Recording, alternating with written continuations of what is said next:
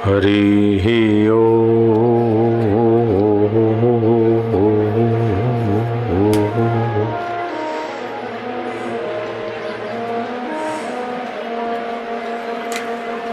भजन किसे कहते हैं? जिससे भगवत रस उत्पन्न हो उसे भजन कहते हैं। रसनम लक्षणम भजनम। उस भजन में प्रेम की प्रधानता और त्याग की प्रधानता होती है। जिससे प्रेम करते हैं उसके प्रति अहोभाव होता है और संसार की आसक्ति का त्याग करने में मर्द बनना पड़ता है। मर्द किसे कहते हैं? जो विकारों की और आसक्ति को का मर्दन करने में सक्षम हो जाए वो मर्द। मर्दन्ति मर्द। शिव जी को मर्द कहा क्योंकि काम का मर्दन किया। कृष्ण मर्द है, राम जी मर्द हैं, ब्रह्मज्ञानी संत मर्द हैं और संतों का सच्चा शिष्य भी मर्दों का शिष्य मर्द बन जाता है। तो महाराज जो शिव हैं, कृष्ण हैं, राम जी हैं, वे मर्द हैं और ऐसे मर्दों का भगत भी मर्दानगी लाता है। तो कैसे लाए? हम तो संसारी हैं। नानक जी कहते हैं गुरु के गृह सेवक जो रहे, गुरु के घर, गुरु के द्वार, गुरु के आश्रम जो मान लो, गुरु के गृह सेवक जो रहे, गुरु की आज्ञा मन माही सहे। गुरु की आज्ञा को मन में उतारे, मन में गुरु की आज्ञा का महत्व रखे, गुरु के संकेत का महत्व रखे। ऐसा नहीं कि गुरु को अपने मन की करवाए, नहीं, गुरु के संकेत के अनुसार अपने मन को ढाले तो मर्द हो जाएगा। नहीं तो जैसे बच्चे को जिधर घुमाओ घूम जाता है, ऐसे हमारा मन मूर्ख बच्चे की नाई कभी इधर कभी उधर हमको भटका देता है। गुरु के गृह सेवक जो रहे, गुरु की आज्ञा मन माही सहे। आपस को करी कछु न जनावे। मैं ऐसा हूँ वैसा हूँ, त्यागी हूँ, गृहस्थी हूँ, साहूकार हूँ, माई हूँ, भाई हूँ, लाचार हूँ, ऐसा हूँ नहीं। मैं प्रभु तेरा हूँ, गुरु का। आपस को करी कछु न जतनावे। हरि हरि नाम हृदय सद ध्यावे। भगवत नाम का ध्यान करे, भगवत नाम के अर्थ का विचार करे और भगवत स्वभाव का, भगवत स्वरूप का ज्ञान सुने गुरु से। जैसा सुनता है ऐसा सोचता है और जैसा सोचता है ऐसी वृत्ति बनती है।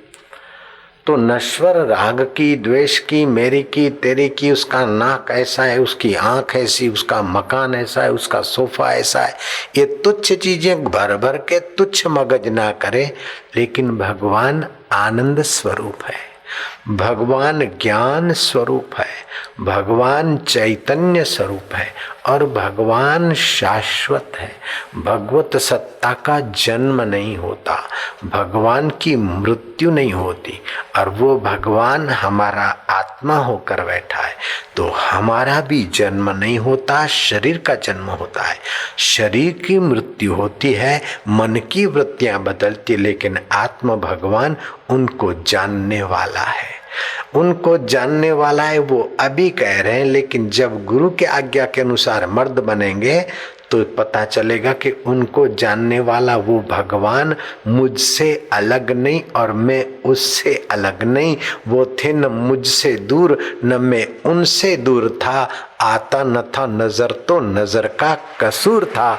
गुरु रूपी मर्द की ज्ञान धारा से हमारी आंख खुली, समझ खुली। गौरांग से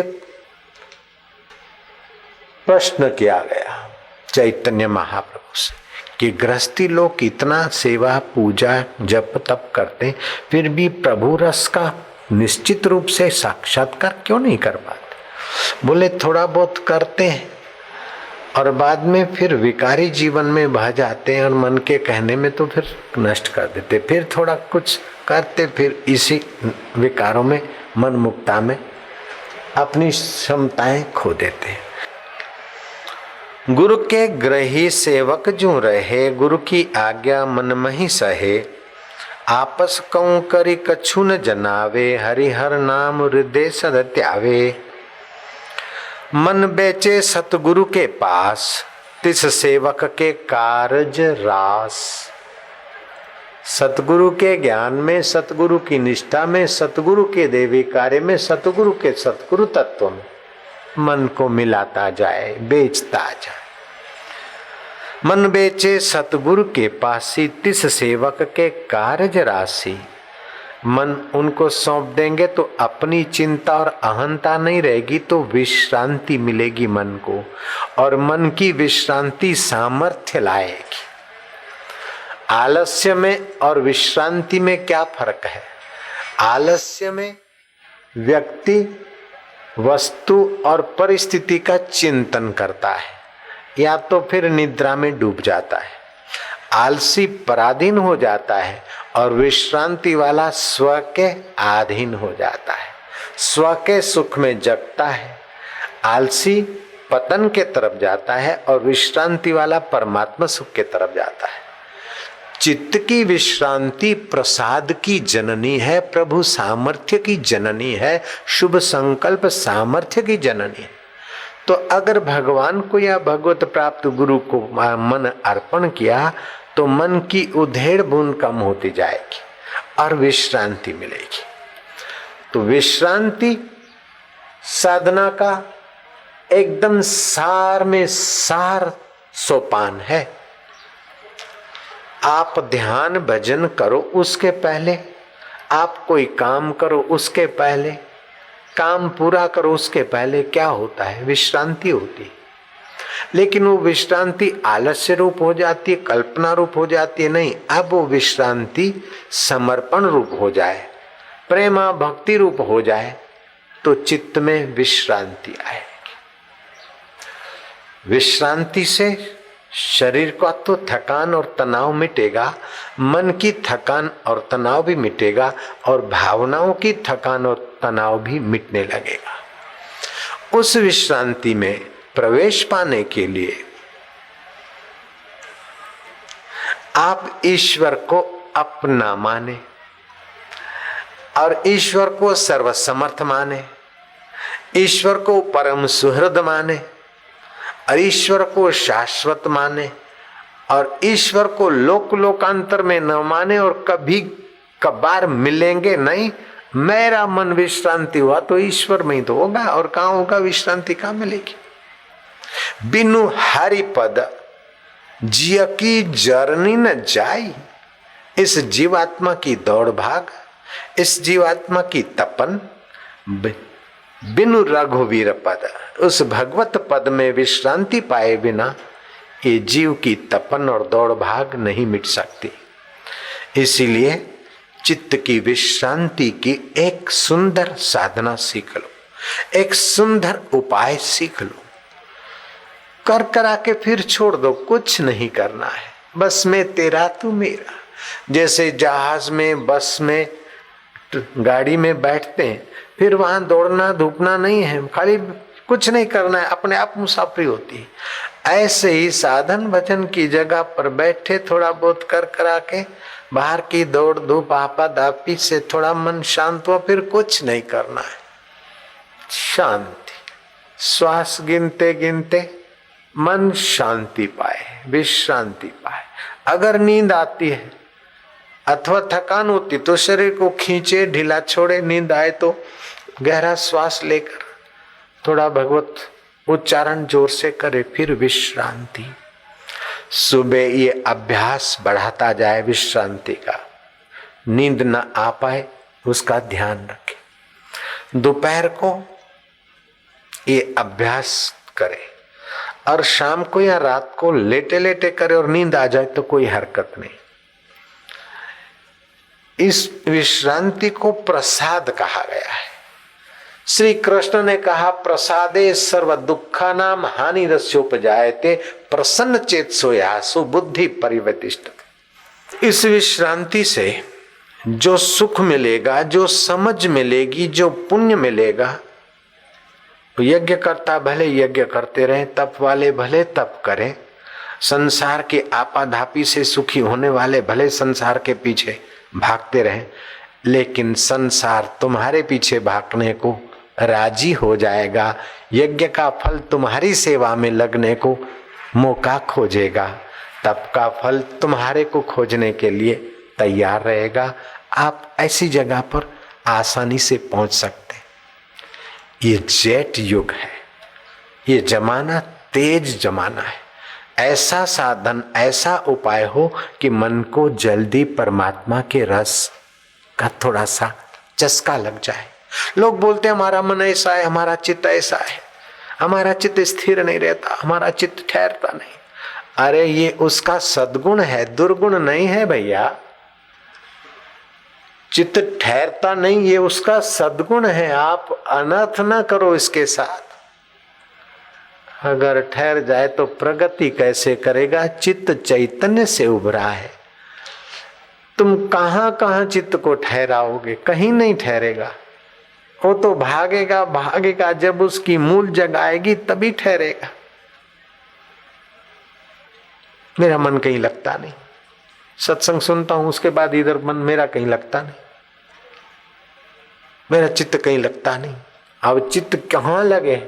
चित्त है चैतन्य की धारा, क्या जड़ में रहेगा? विजातीय संबंध में कब तक रहेगा? सूरज और एक रात और अंधेरा, अंधेरा और प्रकाश कब तक रहेगा? सज्जनता और दुर्जनता कब तक साथ में रहेगी? अपनी अपनी प्रकृति, अपने अपने परमाणु। अपने विचार का तो पराया भी मित्र हो जाता है, और अपने विचारों से विरुद्ध है तो अपना भाई भी ही अपने को अच्छा नहीं लगता। तो अपने विचार जो चैतन्य से चित्त ऊपर है वो एक जगह ठहरेगा कैसे? बिनु रघुवीर पद जिय की जरनी न जाए। चित्त का न ठहरना ये दोष नहीं, चित्त का ठहर जाना दोष। हाँ, चित्त अपने चैतन्य में विश्रांति पाए, फिर विश्रांति पाकर फिर उठेगा तो चैतन्य को एक जगह नहीं, फिर सब में उस चैतन्य के रस को निहारेगा, चैतन्य की सत्ता को देखेगा। बल्ब अलग है, ट्यूबलाइट अलग है, एम्पलीफायर अलग है तो कैमरा अलग है, पंखा अलग है, लेकिन सत्ता सब में विद्युत की। ऐसे अलग अलग वस्तुएं, अलग अलग व्यक्ति, अलग अलग परिस्थितियों में एक रस सब में सत्ता, स्फूर्ति, चेतना देने वाला तू ही तू। चलो तो चले जरा दरिया देखें। दरिया में सब लहरियां, लहरियों का लाल भी तू, तेरा मकान आला जहां बसा है तू। चलो तो चले जरा बाजार देखें। बाजार में मिले राहिब, बाजार में मिले राहिब, राह पे चलने वाले लोग। राहिब का रब भी तू, तेरा मकान आला जहां बसा है तू। चलो तो चले बाहर जरा देखें, आकाश को निहारे। आकाश में सब तारे और तारों का चांद भी तू, तेरा मकान आला जहां बसा है तू। फिर जहां तहां कभी आपको अपना प्रिय मित्र मिल जाता है, प्रिय वस्तु मिलती है तो कितना आनंद होता है। अब जब जहां तहां आपको प्रिय मिलता रहे, प्रिय दिखता रहे तो आनंदमय हो जाएगा जीवन। तो जहां तहां बसे हुए प्रिय को पहचानने के लिए पहले अपने दिल में प्रिय में विश्रांति पाए। विश्रांति वाली उपासना साधना, मन को एक बार चस्का लगवा दो। लोग बोलते हैं मन हमारा ऐसा है, वैसा है, वैसा। मैं बोलता हूं 1000 दोष हैं, हम मानते, लेकिन एक ऐसा भारी गुण है कि उन दोषों की ऐसी तैसी। मन को एक बार जच जाए, पान मसाला मजा आता है, फिर नुकसान, कैंसर का नुकसान सह लेगा, नालत सह लेगा, सिगरेट पिएगा, पान मसाला खाएगा, न करने जैसा काम करेगा, उसके मन को जच गया तो माँ रोके, बाप रोके, कायदा रोके, फिर भी गुजरात में छुप के दारू पीते लोग। क्योंकि उनके मन को जच गया है। ऐसे आपके मन को मेरा परमेश्वर का सुख जच जाए एक बार फिर तो ऐ है, एक बार मन को चस्का लग जाए ठीक से, विश्रांति से, हरि रस से एक बार मन को जरा थोड़ा सा ठीक से चस्का लग जाए, फिर कच्चा चस्का हुआ ना, जैसा कच्चा शराबी तो शराब छोड़ देता है, कच्चा भंगेड़ी भांग छोड़ देता है, कच्चा जुआरी जुआ छोड़ देता है, और कच्चा पक्का एक आध बार पान मसाला खाए तो छोड़ देगा, लेकिन उसकी थोड़ी आदत बढ़ा दो तो जैसे भंगेड़ी भांग नहीं छोड़ सकता, दारू वाला दारू नहीं छोड़ सकता, ऐसे प्रभु वाला प्रभु का रस न छोड़ सके, ऐसा भी तो मन बन सकता है।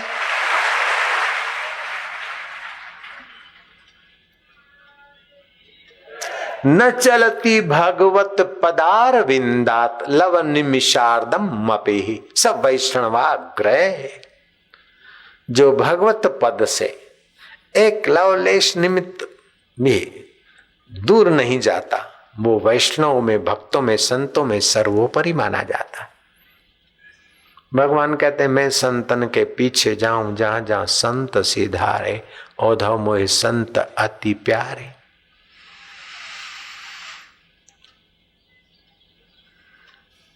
मौलाना जलालुद्दीन रूमी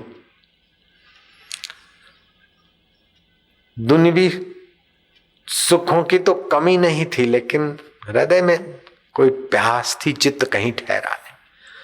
कई सूफी फकीरों के, हिंदू संतों के और दूसरों के लेख, हस्तलिखित लेख पढ़े, ये वो है तो वही अल्लाह का सुख जिसको हिंदू राम कहते, वही रोम रोम में रम रहा, लेकिन मिले कैसे?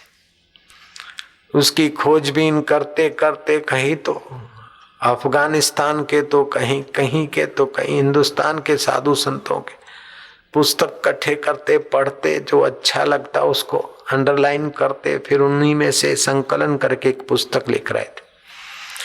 अपना शाही महल था, नवाबी ठाठ से रहते थे, लिखते तो हस्तलिखित अपना पुस्तक की पन्ने कुछ लिखे, स्याही खत्म हो गई। एक सुबह को स्विमिंग पूल के पास बैठकर लिख रहे थे, अंदर स्याही लेने गए तो समस्त बेज नाम के अपने स्वरूप में विश्रांति पाए हुए संत वहां आ गए और उठाकर हस्तलिखित लिपि पानी के कुंड में फेंक दी। जलालुद्दीन रूमी देखता है कि मेरी जीवन की कमाई वाला हस्तलिखित पुस्तक कहां? एक अनजान आदमी खड़ा है। बोले तुमने लिया क्या? उसने भवों के इशारे से कहा कि वो पड़ा है, पानी में पड़ा है, इशारे से। पानी में हस्तलिखित अपनी पुस्तक को देखकर वो विचलित हो गया और समस्त वेश को सुनाने लगा, तुमने मेरा सर्वनाश कर दिया। मैंने जीवन भर जो संचित किया था, संकलन करना चाहता था, और आके फेंक दिया। तुम कौन हो, कहां से आए, मेरा सब कुछ तुमने गंवा दिया। वो फकीर कूदा, विश्रांति में अच्छी गति थी, संकल्प किया, वो कूदा स्विमिंग पूल में और उठाकर परतें दे दी। फकीर तो भीगा है, लेकिन हस्तलिखित कागज कोरे के कोरे। मौलाना जलालुद्दीन रूमी देख रहा है क्या बात।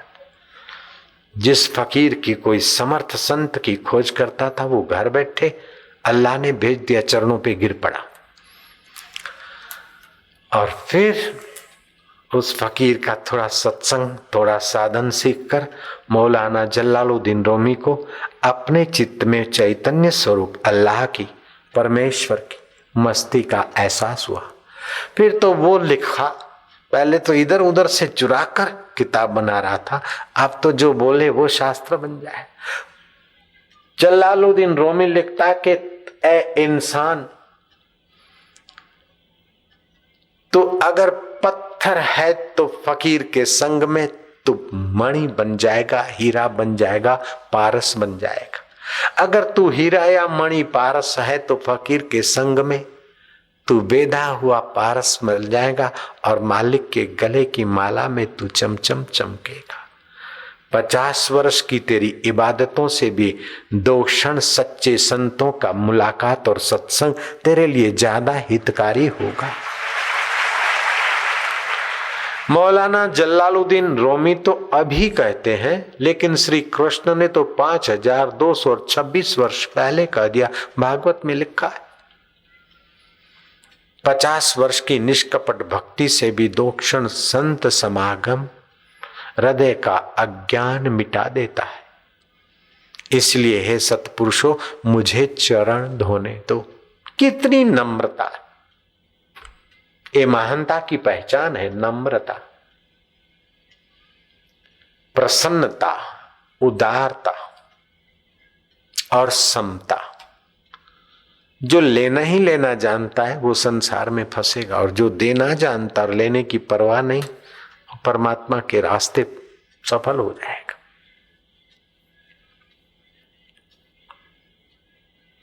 उदार व्यक्ति बने, फल की इच्छा न, प्रेम पूर्वक कर्म करे। यज्ञोदानम तपश्चर्या पावनानी मनीषणा। यज्ञ करना, और यज्ञ न करो तो जप यज्ञ करो। यज्ञ करना, दान करना और तप करना, ये भगवान की प्रीति के निमित्त करो तो भगवान मिलेंगे, और संसार की प्राप्ति के लिए करो तो संसार मिलेगा। किया हुआ कर्म व्यर्थ नहीं जाता। सतयुग गया तो सत गया, त्रेता गया तो तप गया, द्वापर गया तो यज्ञ गया। दानम केवलम कली जुगे। राजा जनक बड़े दानवीर थे, बड़े विचारवान थे, और वो भी खोजते थे कोई संत मिल जाए।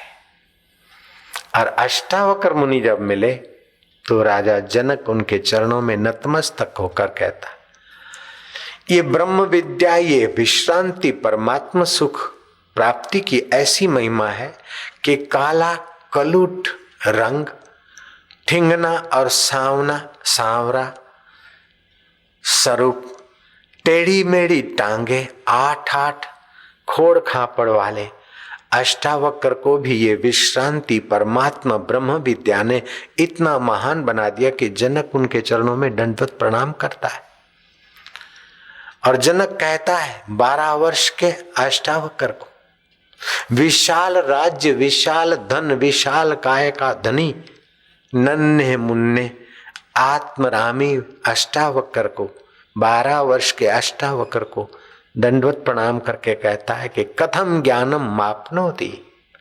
अपने परमेश्वरीय स्वभाव का, जहां से चित्त उठता है, जहां से जगत को सत्ता, स्फूर्ति और चेतना मिलती है, जहां से कर्म का करने का सामर्थ्य मिलता है, जहां से कर्म की प्रेरणा मिलती है, जहां से कर्म की साक्षित्व की खबरें आती, और जहां कर्म का निर्वाह होता है, और जो कर्म के फल का दाता है वो हमारे साथ, हमारे पास छुपा है, उसका हमें ज्ञान नहीं, हम बाहर भटक रहे हैं।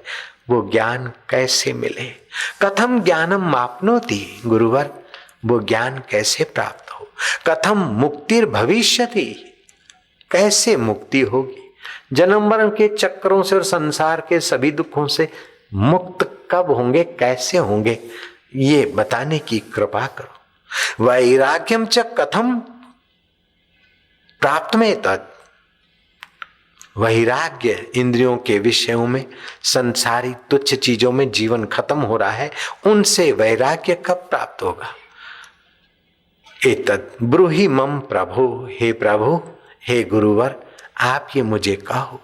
हे स्वामी, कैसे पुरुष ज्ञान को प्राप्त होता है और मुक्ति कैसे होगी, वैराग्य कैसे प्राप्त होगा, मुझसे कृपा करके बताइए।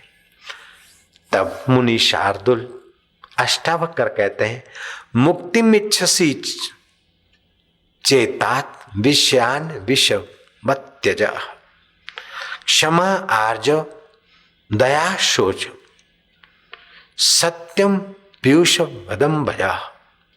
हे प्रिय जनक, यदि तू मुक्ति चाहता है तो विषय विकारों को विष जहर की नाई तक त्याग दे, और क्षमा, आर्जव, सरलता, दया, सत्य के अमृत को तू पिया कर, सदा सेवन कर। सत्य स्वरूप में विश्रांति पी, खा। जरा जरा बात में तू बदला लेने को करेगा तो गृहस्थी को तो दया रखनी पड़ती है, सहिष्णु होना पड़ता है। राजा को तो विशेष, इसने ऐसा करा उसने ऐसा करा तो फिर तो चित्त उधर ही जाएगा। उससे मन को हटाना है तो ये सद्गुण भरो तो इधर उधर की भाग दौड़ कम हो।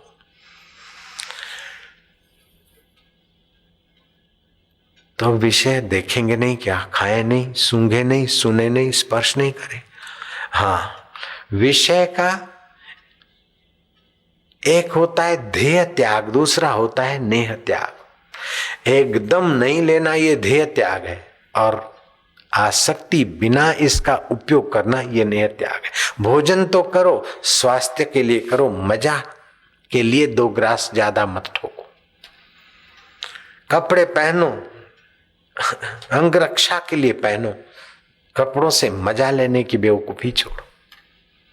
हमने यहाँ आकर तिलक लगाया चंदन का, कहते हैं साधु का श्रृंगार है। परंपरागत हम पहले ऐसे चंदन लगाते थे, लेकिन खोजा कि ये साधुओं का श्रृंगार, संत जब वक्ता की गति पे आए और वो ललाट पे चंदन लगाते, इसके पीछे ऋषियों का रहस्य होगा। और मुझे पता चला कि बोलने से प्राण शक्ति ऊपर को आती, वायु प्रकोपित होने की संभावना होती और गर्मी भी होती। तो चंदन शीतल है और चंदन में केसर मिला होता है, वो परम वायुनाशक है। तो श्रृंगार का श्रृंगार और मस्तिष्क में ज्ञान तंतुओं की सुरक्षा, दाढ़ी की दाढ़ी और बाबा का बाबा, और तीसरे नेत्र पे ऊर्जा काम करती है। अच्छा बोलने की कला में वृद्धि होती, ऊंची बातें ले आने में उस तीसरे नेत्र को काम मिल जाता है, मदद मिल जाती। फिर हम करने लग गए। कैसी खोजे हैं चंदन का तिलक करने में, कैसी खोज। फिर बीच में लाल टिक्का करते, तो वो पॉइंट है, मेन पॉइंट। इधर उधर ज्ञान तंतु है, लेकिन मुख्य उस पर भी वृत्ति जाए। वक्ता की तो जाए, लेकिन श्रोता वक्ता को बार बार देख रहा है तो श्रोता को भी ये संस्कार मिले और आसानी से प्रजा का तीसरा नेत्र अर्थात समझदारी बढ़ती जाए, नश्वर विषयों को विषवत छोड़ने का सामर्थ्य बढ़ता जाए और शाश्वत अमृत को पीने की क्षमताएं निखरती जाए। इसलिए सारे कर्म किए जाते हैं।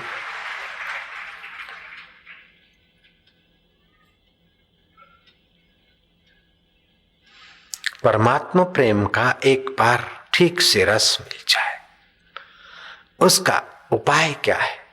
अपनी आस्था को, परमात्मिक आस्था को मजबूत बनाते जाए, श्रद्धा को दृढ़ बनाते जाए, विश्वास को।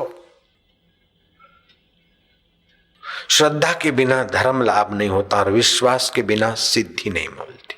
श्रद्धा में और विश्वास में क्या फर्क है?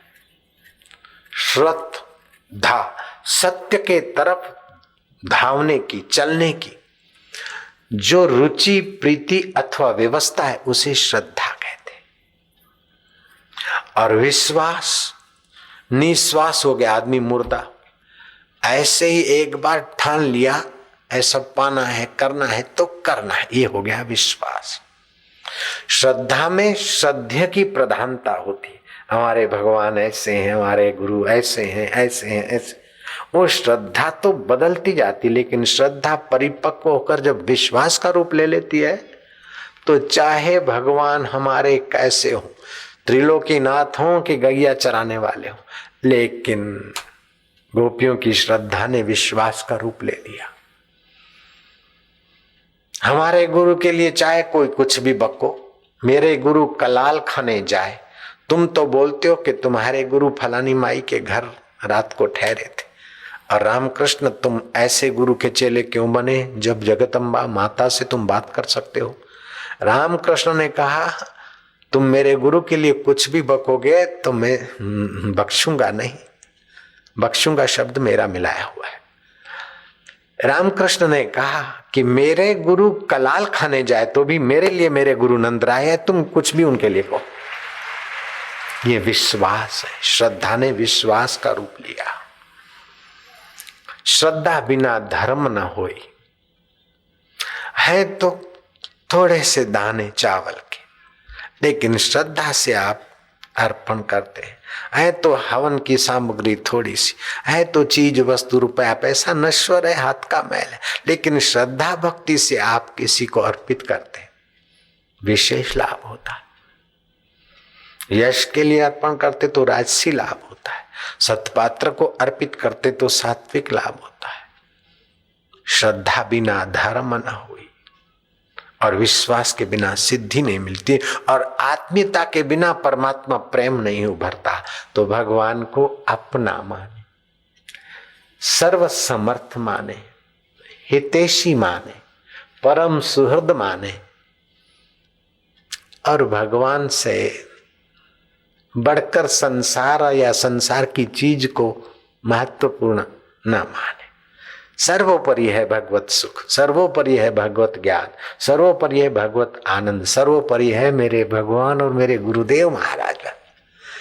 जो जो आत्मीयता बढ़ेगी त्यों त्यों प्रेम बढ़ेगा।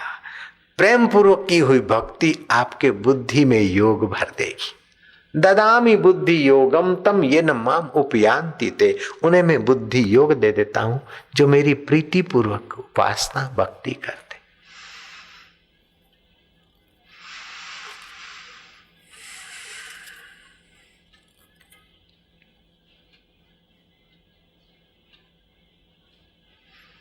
हर व्यक्ति परम स्वाधीनता चाहता है और स्वाधीनता सबका जन्म सिद्ध अधिकार है और मांग है।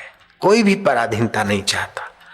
पिंजरे में पक्षी अनजाने गलती से आ जाए, पिंजरा बंद करो, खाना पीना और सुविधाओं को तुच्छ समझता और पंख फड़काता है बाहर निकलने को।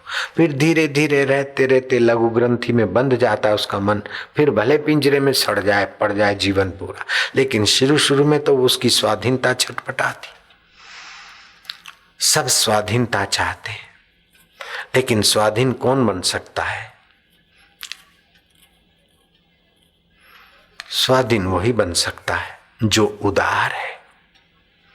दे तो दे, लेकिन लेने की इच्छा ना रखे। स्वाधीन होता जाएगा, वो प्रेमी होता जाएगा।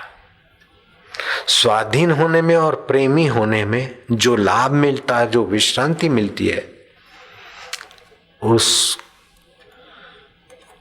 की बराबरी संकीर्ण और स्वार्थी होने वाला तो खोता है। ज्यों ज्यों उदार बनेगा त्यों त्यों बहुतों के काम आएगा, ज्यों बहुतों के काम आएगा त्यों त्यों बहुत प्राकृतिक सामर्थ्य योग्यता उसके पास आता जाएगा। तुम जितने जितने उदार बनते हो, जितना जितने परोपकारी बनते हो, उतनी उतनी तुम्हारी योग्यताएं निखरती है और तुम्हारे पास प्राकृतिक ऐश्वर्य ईश्वरी सत्ता की अभिधान है। जैसे दीपक जलता है, प्रकाश देता है, तो उसे ऑक्सीजन की जरूरत पड़ती, वातावरण से मिलती रहती। जहां तपता है वहां से हवा उठ जाती तो दूसरी हवाएं आकर ताजी हवा वहां जगह भर लेती है। ऐसे आप जो जो बहुजन हिताय बहुजन सुखाय ईश्वर के देवी कार्य करते रहोगे और उदार बनते रहोगे, त्यों त्यों आपकी क्षमताएं और योग्यताएं और बुद्धि योग की रसधाराएं और प्रेरणाएं उन्नत होती रहेगी। उदार बनने में, प्रेमी बनने में, स्वाधीन बनने में बाधा क्या है? बोले बुराई बाधा है। बुराई क्या है? भूल बाधा है। भूल क्या है बापूजी? अपना मूल्य नहीं जानते और तुच्छ के मूल्य में अपने आप को फेंक देते, यह है भूल। अपना मूल्य बाबा जी क्या है? आपका मूल्य धरती की कोई चीज तो क्या 14 ब्रह्मांड की चीज मिलाकर आपके मूल्य की बराबरी नहीं कर सकते। ऐसे आप अनमोल हो। और ये हाड़ मांस का शरीर और आप जो अपनी चीजें मानकर बड़े बनते हो, वो बहुत तुच्छ चीज है। जो धन से अपने को बड़ा मानता है तो उसने अपना मूल्य खो दिया, धन का मूल्य बढ़ गया। अब धन है तो सेठ और धनवान, धन चला गया तो तुच्छ हो गया। कोठी वाला तो कोठी के कारण अपने को बड़ा मानता है, धन के कारण अपने को बड़ा मानता है, यश के कारण अपने को बड़ा मानता है, गहने गांठों के कारण तो अपने को सुंदर मानती है, हाड़ मांस के चमड़े के कारण तो अपने को सुंदर मानती है। नहीं, तू तो देवी ऐसी सुंदर है, ऐसी सुंदर है, ऐसी सुंदर है कि सारे दुनिया के सौंदर्य जहां से आता है, तू ऐसी अमर आत्मा परमात्मा की सनातन सुंदरी स्वरूपा है। तू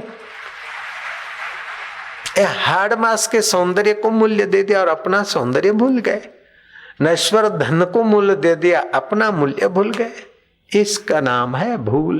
भूलिया जब आपनू तभी होया खराब, गुरवाणी कहती। ओ भूलिया जब आपनू, तो अपने उस शाश्वत विश्रांति के सुख को भूला जीव, तब तू खराब हुआ। ये मिल जाए तो सुखी, वो मिल जाए तो आलसी में और विश्रांति वाले में ये फर्क है। आलसी आदमी को वस्तु की, व्यक्ति की, परिस्थिति की गुलामी बढ़ती जाएगी, और जो परमात्मा विश्रांति पाएगा वो बाहर से भले शांत बैठा होगा, कुछ ज्यादा प्रवृत्ति ना करता हो, अपने लिए ना करता हो, थोड़ा बहुत समाज के लिए करके विश्रांति पाता हो, तो वो स्वाधीन हो जाएगा। उसे किसी व्यक्ति की, वस्तु की, परिस्थिति की गुलामी नहीं रहेगी, वो ऐसे ही सुखी रहेगा। और जो ऐसे ही सुखी रहता है उसको देखकर लोग सुखी हो जाते हैं, उसको सुनकर लोग सुखी हो जाते हैं, उससे मिलकर लोग सुखी हो जाते हैं। ऐसा आपके अंदर छुपा है, अष्टावक्र के अंदर छुपा था, आपके अंदर भी छुपा है। उन्होंने उभारा, लीलाशाह बापू ने उभारा, साईं टेऊराम ने उभारा। सिंध देश में एक संत हो गए टेऊराम, उनका नाम, सिंधी भाई सभी उनका नाम जानते हैं।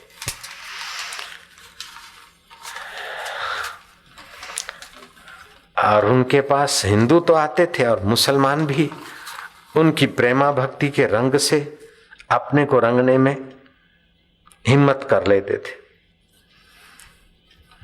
रमजान नाम का एक मुसलमान लड़का उनका बड़ा भगत बन गया। बोले गुरुजी आप हमें मंत्र दीजिए।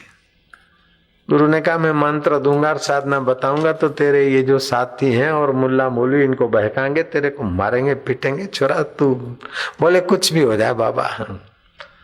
महाराज ने तो मंत्र दे दिया, मंत्र से उसे जो शांति है, भजन का रस लगा, तो मौज में आ गया। घर वालों को पता चला और मुल्ला मौलवियों को पता चला, उसकी बराबर घुटाई पिटाई हुई रमजान की। कमरा बंद कर दिया, खाना पीना देते और बंद कमरे में बस धमकी देते कि अभी भी सुधर जा, कलमा पढ़, और मैं हिंदू संत को छोड़ता हूँ और फिर से अल्लाह को मानता हूँ, इस्लाम को मानता हूँ। बोले किसको छोड़ना, किसको पकड़ना, अपने को जानना है, ऐसा गुरु ने कहा है। मैं हिंदू भी नहीं बना और मुसलमान भी अपने को क्यों मानूं, मैं तो भगवान का भगवान मेरे में, तो अल्लाह का अल्लाह मेरे। है रमजान के बच्चे डांटते फटकारते धक्का मार के कमरे में डाल देते। 3 दिन तक कमरे में बेचारा पड़ा रहा, अंधेरी कोठी में। खाना मिलता, रोज बाहर निकालते, थोड़ी देर समझाते, खाने को देते, फिर पूर देते। 3 दिन के बाद बोले बोल अब तू सुधर जा।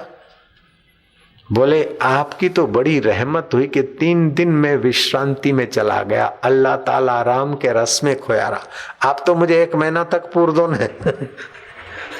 रमजान कहता है कि मुझे 1 महीने तक आप पूर दो कोट्टी में। राम तीर्थ गाते थे, भला होया मेरा चरखा टूटिया, जिंद सबाबा छुट्टी, गहने गवाए हुई बेफिक्री, बाहू रही ना बुट्टी, सालू सलड़ी चढ़ गए सारे, जिंद सबाबा छुट्टी, भला होया मेरा चरखा टूटिया। अच्छा किया है तो आपने तो धकेल दिया कमरे में, अच्छा किया। तो भाई और मुल्ला मौलवी और भड़के, और फिर पिटाई गुटाई। एक बार वो भाग के साईं टेऊराम के पास आए कि बाबा मेरे को तो खूब मार पिटा, लेकिन अंदर की खुशी और मौज ऐसी बनी रही कि शरीर को तो थोड़ा दुख हुआ, लेकिन आपने जो नाम दिया और जो ज्ञान दिया बाबा, मैं सुभान अल्लाह में कुर्बान जाऊं। लेकिन जो उसका होकर निरपेक्ष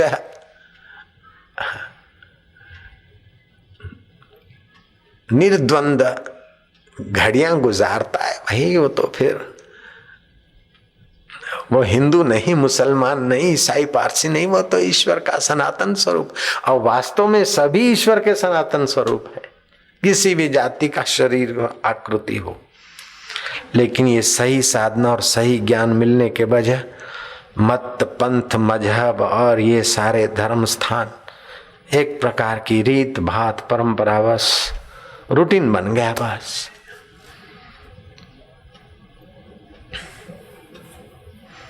ध्यान बाबा जी नहीं लगता, ध्यान कैसे लगे? ध्यान का मूल मंत्र है प्रेम, और प्रेम का मूल मंत्र है अपनापन।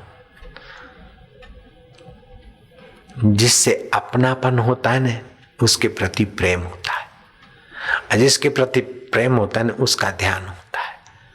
माँ बेटे के प्रति प्रेम करती, गौवत्सला, 1000 गायों में बछड़ा अपनी माँ को पहचान लेता और माँ अपने बछड़े को पहचान लेती, प्रेम तो है।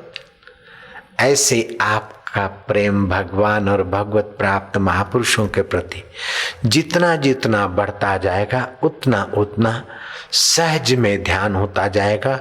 आंखें बंद करके बैठना ही ध्यान नहीं है, जिनके प्रति अहोभाव है, इधर उधर मन हाथ पैर और आंखें इधर उधर जाए, लेकिन ध्यान किधर है? जैसे गर्भिणी स्त्री घर का काम करती, रोटी भी बनाती है, बच्चों को स्कूल भी भेज रही है, इधर भी, फिर भी उसका पेट में जो शिशु है उसकी स्मृति रहती है अपने गर्भ की, और संभल कर कदम रखती, क्योंकि 9-10 महीने के बाद वो बालक को जन्म देगी। उससे भी ज्यादा साधक को संभल संभल के कदम रखना चाहिए।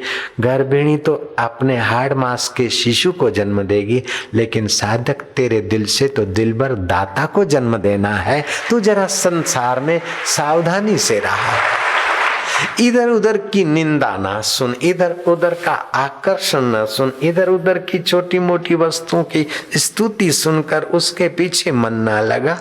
हरिओम तत्सत और सब गपसप। कश्मीर बढ़िया है, अजी उत्थे बढ़िया है, अजी उत्थे बढ़िया है, वो चीज बढ़िया है।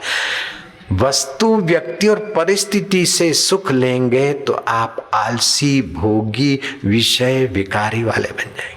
सुमरण सेवा औदार्य समर्पण और प्रभु को अपना मानकर अगर अंदर का सुख लेंगे तो आप उदार बन जाएंगे, आप ममता रहित बन जाएंगे, आप देह अभिमान रहित बन जाएंगे, आप पराधीनता के पाश से छूट जाएंगे, आप उदार बन जाएंगे, प्रेमी बन जाएंगे, स्वाधीन बन जाएंगे।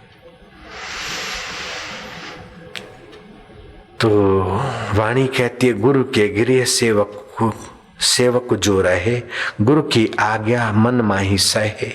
आपस कऊं करे कछु न जनावे, हरि हरि नाम हृदय सद त्यावे। मन बेचे सतगुरु के पासी, तिस सेवक के कारज राशि। सेवा करत होई न कामी, सेवा तो करे लेकिन मेरा नाम हो, मुझे ये मिले। सेवा को कीचड़ में न डाले, सेवा तो करे लेकिन फल की नहीं इच्छा।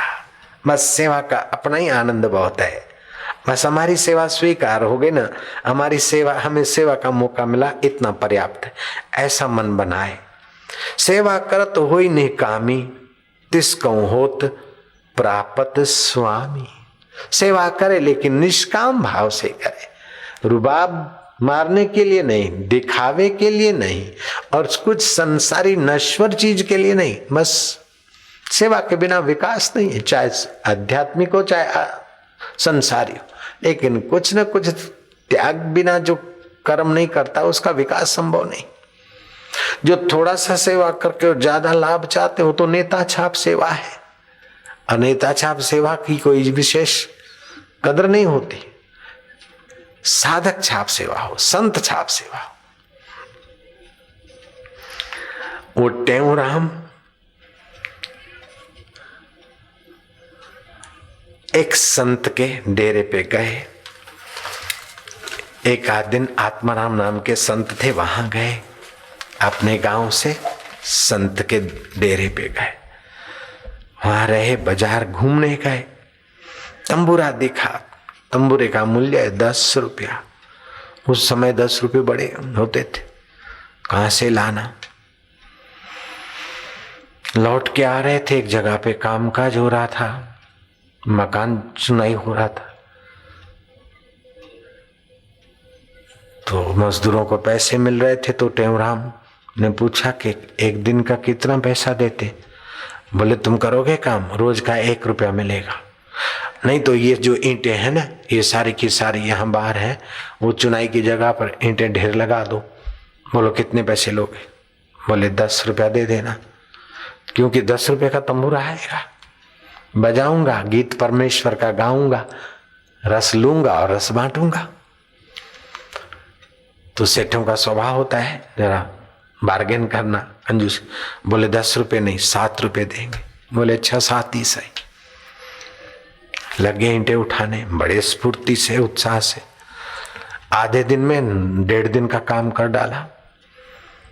फिर दूसरे दिन पूरा दिन किया, तीसरे दिन थोड़ा, 2 दिन में 7 रुपये मिल गए। सेठ बोलता कि भाई तुम तो गजब का काम किया, अब रह जाओ, तुम्हें रोज 1 रुपया मिलेगा, 4 आना फालतू मिलेगा। थोड़े दिन 1 रुपये में काम करो। बोले 3 दिन करूंगा, 3 रुपये चाहिए। 3 दिन काम किया, लेकिन उन 3 दिन में आत्माराम ने बोला, जहां ठहरे थे, कि तुम सुबह चले जाते हो, फिर तुम देर से आते हो, तो आश्रम में रहते हो, तो आश्रम की सेवा किए बिना आश्रम की वस्तु का उपयोग करोगे तो सिर पे बोझा चढ़ेगा। आश्रम की सेवा लेते हो, फायदा लेते हो और सेवा नहीं करते हो, तो कैसे रहोगे आश्रम में। बोले नहीं, आप जो आज्ञा करे आश्रम की सेवा करूंगा। अरे आश्रम का पानी कुएं से भर भर के बाल्टियां, आश्रम का टांकी भर लिया करो। उस जमाने में पंप या पाइपलाइन की व्यवस्था नहीं रही होगी। सुबह 3 बजे उठते, आश्रम की साफ सफाई और पानी वानी भर के, फिर ध्यान में बैठते, ध्यान भजन करके सूर्योदय होता और अपना काम पे चले जाते। 3 दिन के 3 रुपए मिले। फिर तो सेठ बोले भाई तू 1.25 रुपया ले ले, तू मेरे पास आना। बोले नहीं, अब मेरा काम हो गया। तो कब आएगा। बोले अब देखेंगे, मेरा तो हो गया ही सब। वो 10 रुपये का तंबूरा लाए और फिर आश्रम में गए। तो उस समय वो संत भजन सुन रहे थे, तो तबल जी के पास ये तंबूरा लेके बैठ गए। साईं टेऊराम, सिंधी लोगों को मजा आता होगा, साईं टेऊराम के भक्तों को।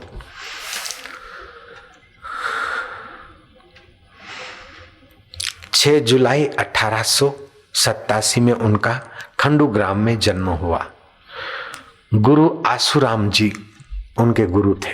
आसूमल तो मेरा नाम था, आसूराम जी दूसरे गुरु थे। और हैदराबाद में संत आत्माराम जी के पास वो ठहरे थे। और आत्माराम जी भजन सुनकर बैठे और ये तंबूरा लेकर तबलचियों के पास बैठे। तो अच्छा कि ये तुम तंबूरा लाए, क्या तुम भी भजन गाते हो। बोले हाँ, कभी थोड़ा बहुत गा लेता। अच्छा तो एक हमें सुनाओ। तो भजन सुनाते सुनाते वो ज्ञान वैराग्य और आत्म सुख में डूबने के लिए भजन गाते। आत्माराम जी तो गदगद हो गए, भाई तुम इतना बढ़िया भजन गाते हो, एक भजन और सुना दो। एक भजन और सुनाया गया, जिसमें संसार की नश्वरता उभर रही है और परमात्मा ही सार और शाश्वत है। यही मिलन जी वेला रे, मानक जन्म हीरो हाथ न आवे, फिर 84 लख फिर आजी। फिर तो खुद गाते, औरों को झुमाते। उसी अरसे में रमजान लड़का उनका भक्त बना और भी भक्त बने। फिर तो टेऊराम संत की संस्था भी बनी। अभी देश विदेश में हजारों लाखों सिंधी भाई साईं टेऊराम को मानते हैं।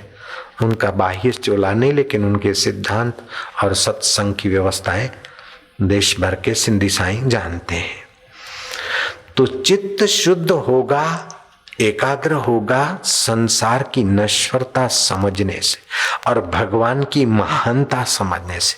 अर्थात जितना वैराग्य होगा, जितना विषय तुच्छ लगेंगे और भगवान रसमय लगेंगे, उतना ही चित्त भगवत रस से विश्रांति पाने में सफल हो जाएगा। मुक्तिमिच्छसि चेतात विषयान विषवत त्यज, क्षमा आर्जव दया तोष सत्यम पीयूष वद भया। हे प्रिय, यदि तू मोक्ष चाहता है तो विषय विकारों को जहर समझ, विष के समान छोड़ दे और क्षमा आर्जव दया सत्य रूपी अमृत का तू सदा सेवन कर, तो तेरा मंगल हो जाएगा। अष्टावकर जनक को कहते हैं, तेहु राम भजन के द्वारा भक्तों को कहते हैं। और रमजान ने तो उनका फायदा उठाया। एक दिन रमजान अपने दूसरे मित्र के साथ तेहूराम के पास आ गया। बोले, क्या बात है, ये कौन है? रमजान ने कहा, ये मेरे मित्र हैं। अब कुटुंबियों को हम भारी पड़ने लगे, वो बोल बोल के थक गए। हमको अपने कहने में चलाने और अपना जैसा जीने में लगाने के लिए लगे। वो एक तरफ सारी बिरादरी, एक तरफ हम अकेला। लेकिन महाराज, तुमने जो रस दे दिया, उस रस स्वरूप ने, ईश्वर ने, अल्लाह ने हमारी रक्षा की। अब हम उन कुटुंबियों के धन से, जागीर से, सुख से हमारा कोई लेना देना नहीं। हम अलग से मकान झोपड़ा बनाकर रहते, थोड़ा बहुत काम कर लेते। और मेरा ये मित्र है, वो भी मेरी बातों से प्रसन्न हो गया और वो भी भजन गाता है। वो आपसे दीक्षा लेना चाहता है। उस मित्र को भी दीक्षा मिली। और दीक्षा तो वो थी कि सीधा अंतर्मुख हो जाए, बाहर कहाँ घूमे, अपने आत्मा परमात्मा में विश्वास रखे। और विश्वास की बड़ी बलिहारी श्रद्धा, विश्वास। तक्षशिला पर शत्रु राजा ने घेरा डाल दिया। दो शत्रु राजा मिलकर तक्षशिला पर आधम के सेनापति राजा को कहते कि राजन, अपनी सेना तो एक राजा से भिड़ने में भी सक्षम नहीं और दो राजाओं की सेना अपने राज्य की सीमाओं को घेर रही है। राजन, भागने या मौत के सिवाय कोई विकल्प नहीं। किसी महात्मा को पता चला और महात्मा दौड़े दौड़े पहुंचे। राजन, तुम्हारा सैनिक कायर है, तुम्हारा मनोबल तोड़ता है, तुम्हारी श्रद्धा तोड़ता है, तुम्हारा हौसला बुलंद करने के बदले तुम्हारे हौसले को बेवकूफी के अपनी रंगीन चादर उड़ाना चाहता है। राजन, इस सेनापति की बातों में मत आओ। एक दो दिन के लिए मुझे सेनापति का पद दे दो, मैं आपको यूं जीत के बताऊं। वो दोनों तो कपट करके बिना कहे तुम्हारे राज्य की सीमाओं पर आदम के, और तुम उनका बुरा नहीं चाहते और वो तुम्हारा बुरा चाहते। तो बुराई चाहने वाले का मनोबल और बुद्धिबल इतना नहीं होता जितना भलाई चाहने वाले का होता है। राजा, भगवान को साक्षी रख के मैं बोलता हूं कि मैं युद्ध तुमको जीत के दूंगा, इसमें दो राय नहीं। महात्मा का अधिकार पूर्ण वचन सुनकर राजा ने उस सेनापति को किनारे कर दिया और राजा महाराज को कहा, महाराज, ये राज्य भी आपका है, सेना भी आपकी है, मैं भी आपका हूं, जैसा आपको ठीक लगे करिए। महाराज गए, रणभेरी बजाई, सैन्य को खड़ा इकट्ठा कर दिया, उत्साह के दो वचन भर दिए। बोले, चलो जवानों मेरे साथ। लेकिन युद्ध पर पहुंचे उसके पहले मां के मंदिर की तरफ चलो, और मेरे पास सिक्का है। अगर मां की दुआ मिली तो हमारी फतेह फतेह और फतेह है। और सिक्का उछालते होता है ना, बाघ और कांटा, सीधा और उल्टा। अगर सीधा पड़ा तो हमारी सीधी भी, अगर उल्टा पड़ा तो हम उल्टे पैर भाग जाते। सेनापति की बात सच्ची करके सिक्का उछाला, सीधा। बोले, चलो 3 बार उछालते। दूसरी बार उछाला, सीधा। तीसरी बार उछाला, सीधा। और सैन्य में तो बल आ गया, और ऐसा आत्मबल, श्रद्धा और विश्वास कि महाराज जैसे शेर हाथी के झुंड पर पड़े, ऐसे देखते देखते बूंद डाला उन दोनों राजाओं की सेना को सिर पर पैर रख के भागे, बाकी जो जिए। 2 दिन की तो बात क्या, ये तो दोपहर से भी पहले विजय बनकर लौटे। महात्मा ने रहस्य खोला। राजा ने महात्मा का और सेना का अभिवादन किया कि महात्मा जादू कर दिया। महात्मा ने कहा इस सिक्के ने जादू कर दिया। सुनो जवानों और सुनो असिस्टेंट सेनापति और राजा साहब, मैंने सिक्का बनवा रखा था दोनों तरफ से सीधा। श्रद्धा और विश्वास तो सबके अंदर है, लेकिन डगू मगू है इसलिए वे विफल हो जाते। श्रद्धा और विश्वास पक्का हो जाए तो त्रिभुवनपति भी तो आ जाते। तो ये क्या है, ये सफलता आ गई तो क्या बड़ी बात। मैंने सिक्का ऐसा बनवाया था कि दोनों तरफ सीधा, तो इनके अंदर जो छुपा हुआ श्रद्धा विश्वास था उसको दृढ़ बना दिया, विजय हो गई। तो अब मैं कौन सा सिक्का तुम्हारे लिए बनवाऊं कि तुम भी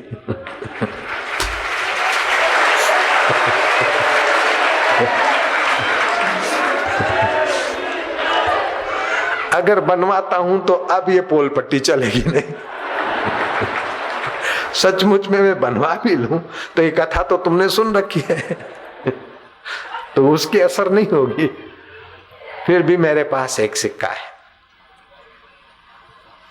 और उस सिक्के से ज्यादा सच्चा सिक्का है, बना हुआ नहीं, वास्तविक सिक्का है। ध्यान योग शिविर, और उसमें आपका अनुभव ही आपको यात्रा करने के लिए श्रद्धा और विश्वास देगा देगा देगा।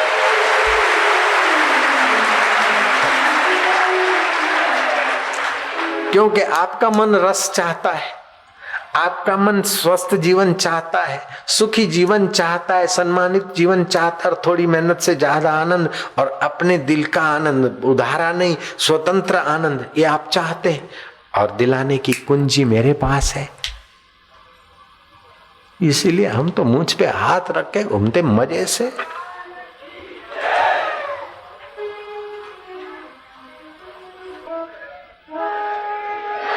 रमजान अपने साथी कादर बख्श को लेकर साईं टेवराम से मंत्र दीक्षा लेता है और साईं टेवराम के संपर्क में आता है। धीरे धीरे उनको स्वाद लगा, रंग लगा। बाहर से तो मुसलमान के घर पैदा हुए बच्चे, लड़के, युवक दिखे, लेकिन भावनात्मक पिता तो टेवराम हो गए और परम पिता का रस उनको मिला।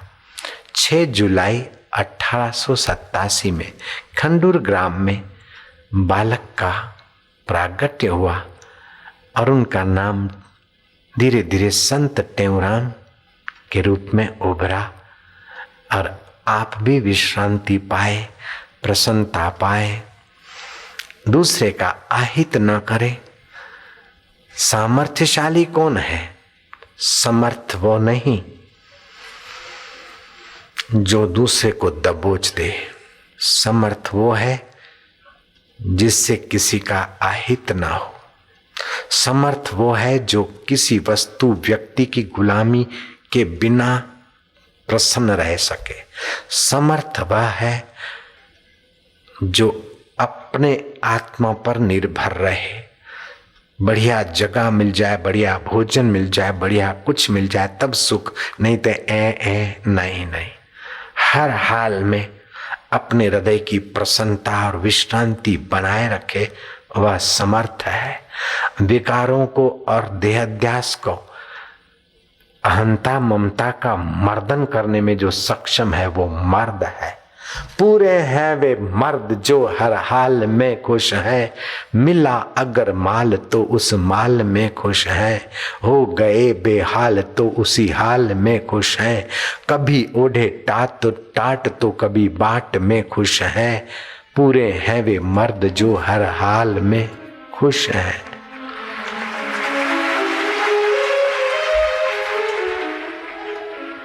बीसवे गुरु का मन माने, सो सेवक परमेश्वर की गति जाने। परमेश्वर की गति जानने वाला सेवक कैसे ऊंचा बन जाता है? 20 विश्वास से गुरु का मन माने, सो सेवक परमेश्वर की गति जाने। सो सतगुरु की जिस हृदय हरि नाम, सदगुरु वो कि जिसके हृदय में हरि का नाम, हरि का अनुभव, हरि का रस है। अनेक बार गुरु कहूं बलि जाऊं, ऐसे गुरु के चरणों में अनेक बार बलिहार जाए हमारी अंता ममता। सर्व निधान जिय का दाता, आठ पैर पार ब्रह्म रंग राता। उसका मन आठों पैर परमात्मा के रंग में रहता है। बोले 8 पैर बाबा जी, वो सोएगा तब तो भगवान का क्या चिंतन करेगा? अरे सोने के पहले भगवत चिंतन करता है तो अचेतन मन में भी ब्रह्म रस बना रहता है। बिल्कुल पक्की बात है, मेरे अनुभव की बात है कि 8 पैर रह सकते। भंग बसुड़ी सुरा पान उतर जाए प्रभात, नाम नशे में नानका छका रहे दिन रात। ऐसे वैसे थोड़ी बोले हैं, बिल्कुल रहता है आदमी, छका रहता है। सामान्य आदमी नींद करता है, ब्रह्मज्ञानी ब्रह्म रस में सोता है। सामान्य आदमी सो उठता है तमस की प्रधानता लेके उठता है। ब्रह्मज्ञानी जब उठता है तो सात्विक ब्रह्म सुख में से उठता है।